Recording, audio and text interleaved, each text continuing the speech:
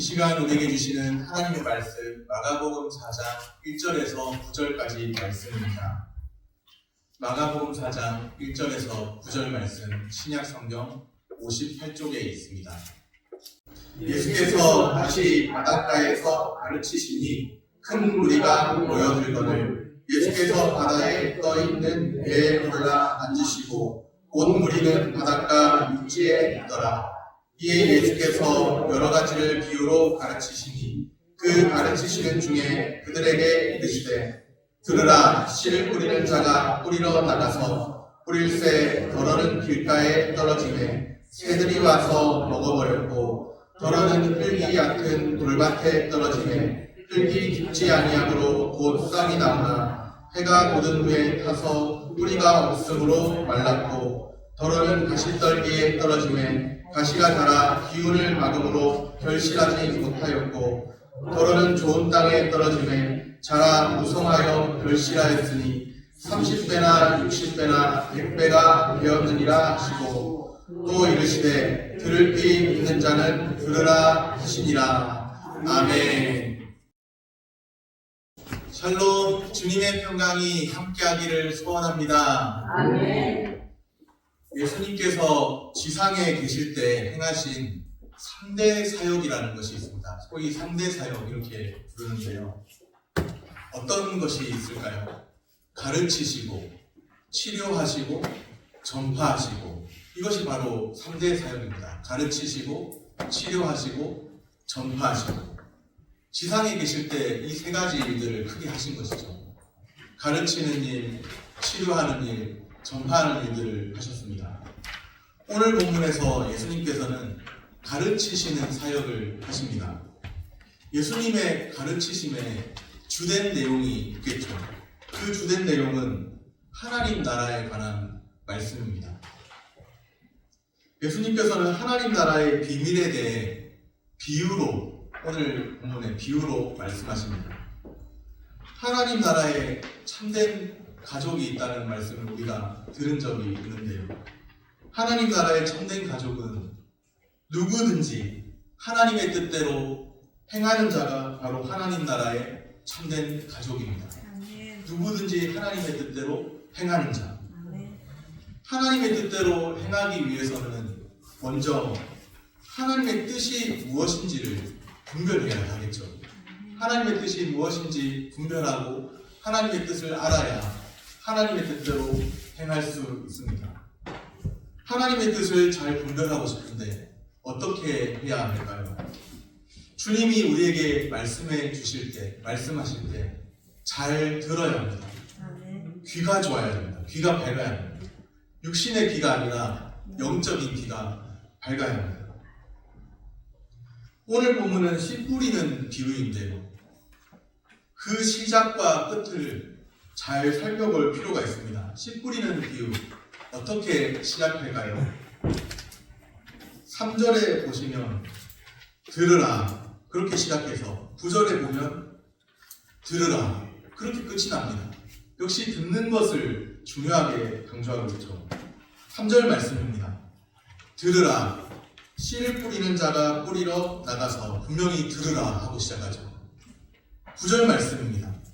또 이르시되 들을 귀 있는 자는 들으라 하시니라. 들으라로 끝이 나요. 들으라로 시작해서 들으라로 끝이 나고 있습니다. 특별히 들을 귀 있는 자는 들으라. 들을 귀 있는 자는. 들을 귀 있는 자가 있습니다. 들을 귀가 없는 사람도 있다는 말씀이죠. 들을 귀가 없는 사람도 있는데 잘 들으라고, 들을 귀 있는 사람 잘 들으라고 하시는 말씀입니다. 여기서 들으라는 말은 단순히 육체의 귀로 듣는 것이 아니겠죠.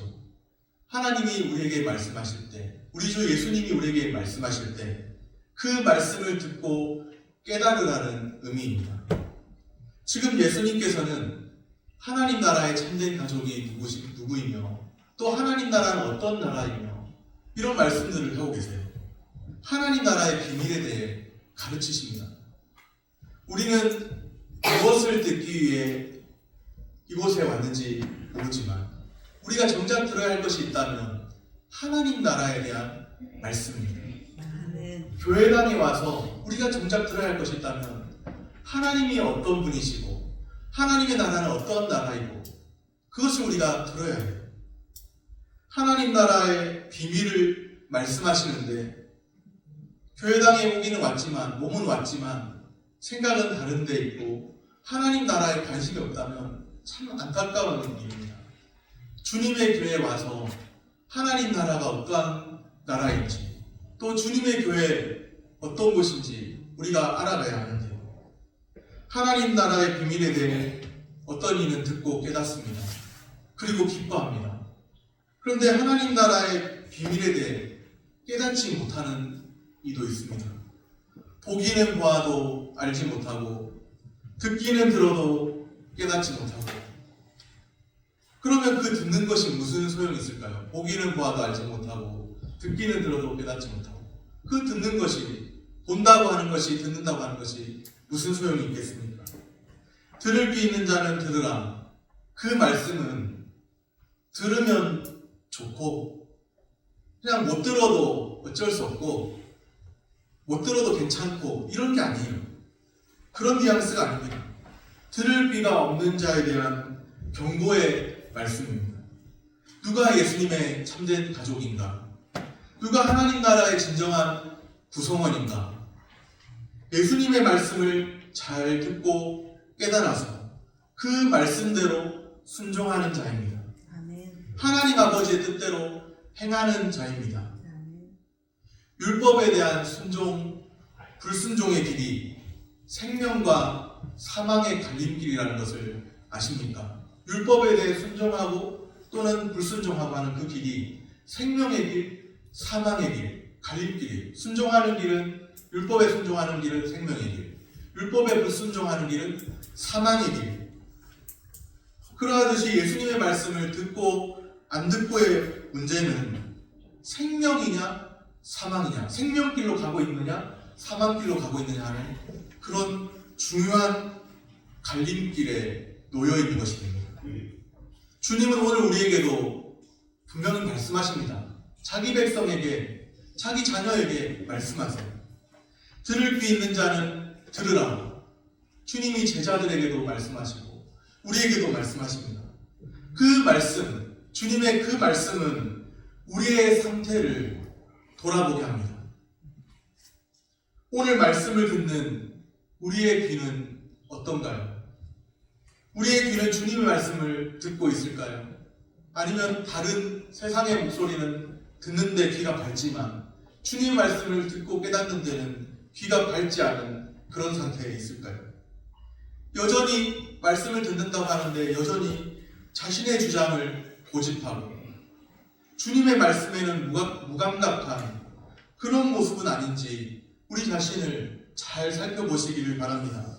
오늘 예배 중에 나와 있는 예배하는 우리의 태도는 어떠한지, 삶의 자세는 어떠한지, 하나님을 예배한다고 하는 우리의 삶의 자세는 어떠한지 잘 돌아보시기를 바랍니다. 씨 뿌리는 자가 씨를 뿌렸습니다. 씨가 뿌려졌다는 것은 무엇을 의미하나요? 마가복음 4장 14절에 분명하게 말씀합니다. 뿌리는 자는 무엇을 뿌리는 것이라? 말씀을 뿌리는 것이다. 그렇습니다. 말씀을 뿌리는 것입니다. 하나님의 말씀, 곧 하나님의 복음이 선포되고 있는 것이죠. 씨는 뿌려졌습니다. 하나님의 말씀은 선포됐습니다. 시작됐네, 우리 주님의 능력이. 그러면서 하나님의 복음이 선포됐어요. 하나님 나라가 선포됐어요. 시작됐네, 우리 주님의 능력이. 하나님의 나라가 선포되고 하나님의 복음이 선포되고 하나님 말씀이 선포되었습니다. 그런데 말씀을 들을 귀가 없는 사람들이 있다는 것이 안타까운 사실이죠. 어떤 사람들이 말씀을 들을 귀가 없는 사람들인가? 오늘 비유로 말씀하고 계신데요. 먼저는 씨앗이 길가에 떨어지는 경우입니다. 씨앗이 길가에 떨어지면 어떻게 될까요? 오늘 본문 4절입니다. 뿌릴새 더러는 길가에 떨어짐에 새들이 와서 먹어버렸고, 길가에 떨어진 씨앗은 너무나 안타까워요. 그냥 바로 길가에 떨어진 씨는 흙으로 덮여있지 않잖아요. 그냥 떨어져 있는 거예요. 길가에. 그대로 노출되어 있다는 것이죠. 그러다 보니 그냥 바로 새들의 좋은 먹잇감이 됩니다. 어떤 사람은 말씀을 듣는데 처음부터 습관적으로 그런 사람이 있다고 하더라고요. 조는 사람. 5분이 안 지났는데, 말씀을 시작한 5분이 안 지났는데 처음부터 습관적으로 이제 졸고 있는 사람. 그런 사람. 어쩌면 길가에 떨어진 씨앗처럼 새들의 먹잇감이 되게 딱 좋은 그런 경우이죠. 예수님이 비유를 풀어주신 내용을 살펴보면 사탄이 즉시 그들에게 전해진 말씀을 빼앗습니다. 마가복음 4장 15절에 나와 있죠. 사탄이 즉시 그들에게 전해진 그 말씀, 전해지고 있는데 말씀이 즉시 그 말씀을 빼앗겨버려요. 복음에 대한 수용력이 전혀 없다는 것이죠. 그런 상태에 있는 분 우리 중에는 없는 것 같습니다. 그래도 잘 보고 계시네요. 너무 부담스러울 정도로. 씨앗이 길가에 떨어지면요 그냥 새들이 와서 먹어버리는데, 두 번째 경우가 있습니다. 씨앗이 어디에 떨어졌나요? 돌밭에 떨어졌어요. 씨앗이 돌밭에 떨어지면 어떻게 될까요? 5절, 6절 말씀입니다.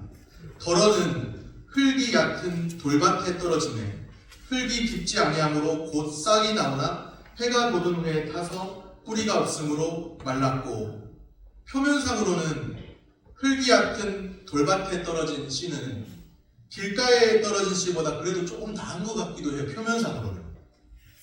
곧 싹이 나오나, 싹이 나오잖아요. 싹이 나오니까 뭔가 희망이 있어 보여요. 소망이 있어 보여요. 야, 그래도 길가에 떨어진 씨는 바로 그냥 새들이 와서 먹어버렸는데, 그래도 돌밭에 떨어진 씨는 흙이 깊지 않긴 하지만 싹이 나오고 있습니다. 그런 걸 보면, 말씀을 듣고 있는 어떤 분들 보면 그래도 야, 이 말씀을 잘 듣고 있구나, 소망이 있구나, 그렇게 생각을 하게 되는데요. 그런데 문제가 있어요. 뿌리가 깊지 않으므로, 뿌리가 깊지 아니함으로 잠깐 견디다가 오히려 그 말씀으로 인해서 넘어진다고 말씀합니다. 환난이나 박해를 당하면 넘어지는 것이죠. 잠깐은 싹이 나오고 말씀을 듣는 것 같더니 환난이나 박해가 찾아오니까, 조금만 어려움이 찾아오니까 뭔가 내 마음을 불편하게 하는 일들이 있다 보니까 말씀을 듣는 것보다 그냥 자기 중심으로 떨어져 나가는 경우인 거죠. 세 번째 경우가 있는데요. 씨앗이 가시떨기에 떨어집니다. 첫 번째는 길가였죠. 두 번째는 돌밭입니다. 뿌리가 깊지는 않았지만 잘 떨어졌고 싹이 나오다가 이제 그 박해나 핍박에 흔들렸는데, 세 번째 경우 가시떨기에 떨어집니다. 어떻게 될까요? 7절 말씀입니다. 더러는 가시떨기에 떨어짐에 가시가 자라 기운을 막음으로 결실하지 못하였고, 씨앗이 가시떨기에 떨어져서 싹을 틔우기는 틔웠어요. 가시에 가로막혀서 결실하지 못합니다. 싹이 틔우기는 했는데 가시에 가로막혀서 결실하지 못합니다. 말씀을 듣기는 들어요. 말씀에 대해 어느 정도의 성실성도 있고, 그래도 오늘 말씀 괜찮네, 잘 듣고 있습니다. 그런데 가시떨기에서 씨앗이 자라는 것과 더불어서 가시도 함께 자랐죠. 가시도. 그 가시에 막혀서 더 이상 자라지 못합니다. 세속적이고 인간적인 그 욕심으로 인해서 끝내 결실하지 못하는 경우입니다. 길가의 경우는 씨앗이 바로 새 먹이가 되어버렸죠. 돌밭의 경우는 싹은 키웠지만 뿌리를 깊이 내리지 못하고 이제 흔들리는 그런 경우가 되었는데요. 가시떨기의 경우는 자라긴 하지만 결실하지 못합니다. 가시에 막혀버립니다. 길가, 돌밭, 가시떨기에 뿌려진 씨를 관찰하면 조금씩 나아진 것 같긴 해요. 뭔가 싹도 나오고 자라긴 하는데 가시에 막혀서 그렇지만 자라긴 하고 조금씩 나아진 것 같기는 해요. 그런데 결국은 말씀을 온전히 받아들이지 못합니다. 열매를 맺지 못하는 상태는 똑같다는 거죠. 나아진 것 같았지만, 표면상으로 볼 때는 그랬지만 열매를 맺지 못하는 상태는 똑같습니다. 이와는 달리 네 번째 밭이 있죠. 좋은 땅에 떨어진 씨입니다. 좋은 땅에 떨어진 씨앗입니다. 8절에 보면 더러는 좋은 땅에 떨어짐에 자라 무성하여 결실하였으니 우리가 좋아하는 30배, 60배, 100배로 자라게 되는 그런 경우입니다. 길가, 돌밭, 가시떨기에 떨어진 씨앗들은 결실하지 못했잖아요. 좋은 땅에 떨어진 씨앗과 비교해 보니까 덜어는 좋은 땅에 떨어졌지만 덜어는 길가에, 덜어는 돌밭에, 덜어는 가시떨기에 떨어졌습니다. 각각 1, 1, 1, 1 이렇게 떨어졌다고 치면 4분의 1만 좋은 땅에 떨어졌고 나머지 4분의 3은 길가, 돌밭, 가시떨기에 떨어지면서 더 많은 경우가 결실하지 못했습니다. 결실한 경우가 많은 게 아니라 더 많은 경우가 결실하지 못한 씨앗들이 있는 거죠. 그러면 결론은 무엇이냐? 좋은 땅이 되자. 그것일까요? 좋은 땅이 되라고 하시는 말씀일까요? 물론 우리는 좋은 땅이 되어야 되겠죠. 길가가 되면 안 되겠고, 우리의 마음에 어떤 땅이 있다면, 마음에 어떤 그런 상태가 있다면 길가가 되면 안 되겠고, 돌밭이 되면 안 되겠고, 가시떨기가 되면 안 되겠고, 좋은 땅이 되어야 합니다. 그런데 이 비유의 특점은 하나님의 말씀을 들은 사람들이 어떤 상태에 있느냐? 그것이 아닙니다. 하나님 나라의 복음이 선포되었죠. 씨 뿌린 자가 씨를 뿌렸죠. 사람들은 하나님 나라와 예수 그리스도에 관해 들었습니다. 하나님 나라에 대해 듣고 예수님이 기적을 일으키시는 걸 듣고 예수님의 가르침도 들었어요. 그런데 환영합니까? 환영하지 않습니까? 사람들이. 마가복음에 나타난 예수님을 보면 고난받는 종의 모습이거든요. 사람들이 환영하지 않습니다. 하나님 나라가 선포되었는데 많은 사람들은 환영하지 않아요. 그 말씀을 들을 그 귀도 없을 뿐더러 또 기적의 의미가 무엇인지 되새겨볼 눈도 없을 뿐더러 환영하지 않습니다. 배척했죠, 예수님. 하나님 나라와 예수 그리스도의 복음은 사람들로부터 외면당했습니다. 그런데 여전히 선포되고 있습니다. 장차 30배, 60배, 100배로 좋은 땅에 뿌려진 씨는 결실하게 됩니다. 무슨 말이냐? 온갖 역경이 하나님 나라와 예수 그리스도의 복음을 막아서는 것 같습니다. 온갖 역경이 예수님을 배척하고 또 온갖 사람들 그 마음 상태가 하나님 나라와 예수 그리스도의 복음을 막아서요. 그렇다고 해도 결국은 좋은 땅에 뿌려진 씨앗처럼 풍성한 수확을 이루게 되리라는 말씀입니다. 이것이 하나님 나라의 비밀이에요. 아무리 많은 어려움이 있고 아무리 많은 역경이 있어도 하나님 나라의 복음은 누군가는 받아들이게 되어 있고 그곳에 하나님 나라의 그 말씀 씨앗이 뿌려지면 그 모든 역경을 뛰어넘어서 30배, 60배, 100배로 결실하게 된다는 것이죠. 사람들이 환영하지 않고 거부하는 복음입니다. 그 복음을 우리가 받아들이고 있다는 자체가 놀랍지 않습니까? 어떤 이는 길가에 떨어진 것처럼, 어떤 이는 돌밭에 떨어진 것처럼, 또 어떤 이는 가시떨기에 떨어진 것처럼 환영하지 않는데, 복음을 받아들이지 않는데, 우리의 마음이 마치 좋은 땅이 되어서 복음을 받아들이고 있다면, 하나님 나라의 복음이 지금도 선포되고 있고, 우리 마음이 주님의 복음을 받아들였다면, 그것이 내 마음이 선해서 내가 복음을 수용하는 능력이 뛰어나서 그렇게 된 것일까요? 아니면 주님의 은혜로 그렇게 되었을까요? 한번 생각해 보시기 바랍니다. 내 마음 상태가 너무나 하나님 말씀을 잘 받아들일 수 있는 상태가 되어서 많은 사람들은 길가처럼, 어떤 사람은 돌밭처럼, 어떤 사람은 가시떨기처럼 반응하고 있는데 내 마음이 상태가 너무나 선하고 너무나 탁월해서 하나님의 복음을 잘 받아들이고 그렇게 되었을까요? 아니면 주님의 은혜로 우리 마음이 열려서 그렇게 되었을까요? 주님이 우리에게 부어주신 은혜인 겁니다.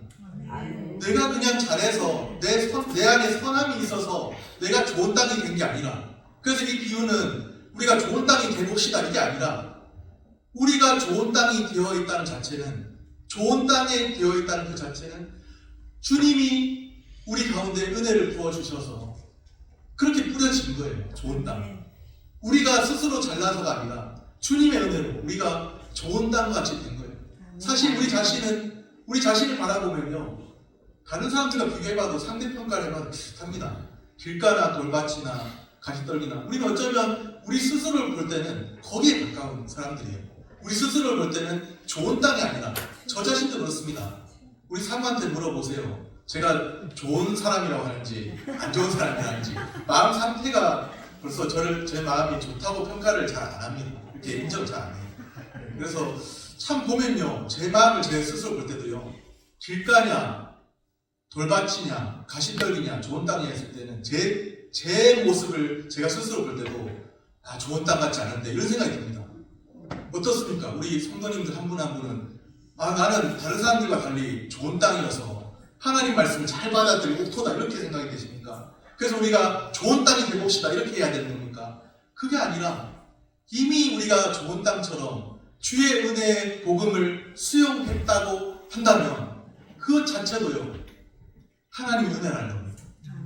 길가처럼 돌밭처럼 가시떨기처럼 반응하는 사람들이 많은데 우리가 하나님의 복음을 수용했다고 한다면 덜어 떨어진 그 씨앗이 받아들여지고 하나님의 말씀이 받아들여지고 수용했다고 한다면 그 자체도 나의 선함이나 나의 노력이 아니라는 거예요. 주님이 그렇게 길을 만드시고 열어 가시는 겁니다. 그 복음을 우리가 받아들이고 있다는 자체가 놀라운 거예요. 어떤 사람은 길가처럼 반응하고 어떤 사람은 돌밭처럼 반응하고 어떤 사람은 가시떨기처럼 반응하는데 하나님의 은혜의 복음을 내가 수용하고 그 복음을 받아들이고 있다는 그 자체가 놀라운 겁니다. 이전에는 예수님을 알지 못하던 사람이 예수님과는 정반대의 길을 가던 사람이 그 복음을 수용하고 있다는 자체가 놀라운 겁니다. 이게 하나님 나라의 비밀인 겁니다. 왜 우리를 부르셨을까요? 우리가 잘나서 부르셨을까요? 우리가 뭔가 옥토 같은 땅이어서 부르셨을까요? 하나님이 그냥 그렇게 은혜의 복음을 그냥 왠지 모르겠는데 웬 말인지 웬 은혜인지 모르겠는데 다만 불쌍히 여기셔서 다만 긍휼히 여기셔서 우리를 은혜로 부르시고 은혜의 복음을 알게 하셨습니다. 우리를 향한 주님의 긍휼히 여기시고 주님의 선하심, 주님의 간섭하심이 여전히 지속되고 있기 때문이죠. 하나님의 은혜로 말미암아 우리가 이렇게 이 자리에 와 있게 된 겁니다. 외면당하고 거부당해도 주님의 나라, 하나님의 나라는 영원히 쇠하지 않습니다. 어떤 사람들이 길가처럼 반응하고 어떤 사람들이 돌밭처럼 반응하고 어떤 사람들이 가시떨기처럼 반응해도 외면당하고 거부당해도 주님의 나라 영원히 쇠하지 않습니다. 은혜의 복음으로 우리를 부르신 주님이십니다. 주님의 은혜와 영원한 하나님 나라 바라보며 오늘도 주님의 영광 위에 사시기를 소원합니다. 말씀을 정리합니다. 우리의 귀는 주님의 말씀을 듣는데 열려 있을까요? 아니면 다른 것 듣는데 민감하지만 세상 사람들의 어떤 말을 듣고 나를 찌르는 사람들의 말을 듣고 거기에는 민감하지만 주님의 말씀 듣는 데는 무감각한 그런 모습일까요? 우리 주님의 나라는 외면당하고 핍박당해도 우리 주님의 나라는 영원히 쇠하지 않습니다. 주님 말씀 들으며 영원히 쇠하지 않는 하나님 나라 바라보며 살기를 축복합니다. 기도하겠습니다.